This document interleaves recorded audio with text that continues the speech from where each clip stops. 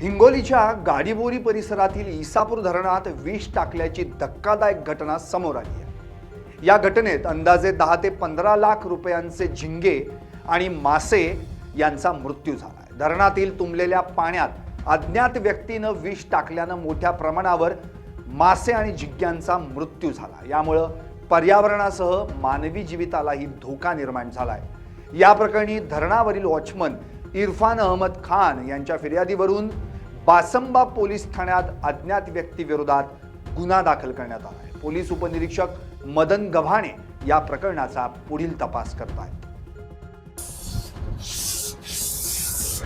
माझं नाव उल्हास रामचंद्र चव्हाण, चिखाडी। उसापूर धरणात जहर टाकलेलं आहे। जहर म्हणजे माशी मारण्याचे चोर, जे चोरटे म्हणतो ना आपण, अज्ञात व्यक्तीने काम केलेले आहे। किती नुकसान झालं? कमीत कमी 20 ते 25 लाख रुपयाचे नुकसान झालेले असेल।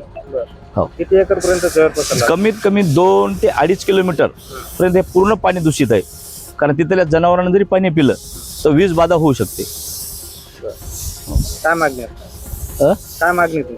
आमची मागणी अहमदाबाद न्याय भेटावं, कारण ही डबल जे प्रक्रिया होणारी आहे ही थांबाव, ही आमची एवढी अपेक्षा आहे। आमची भरपाई भेटावं, दुसरी काय नाही।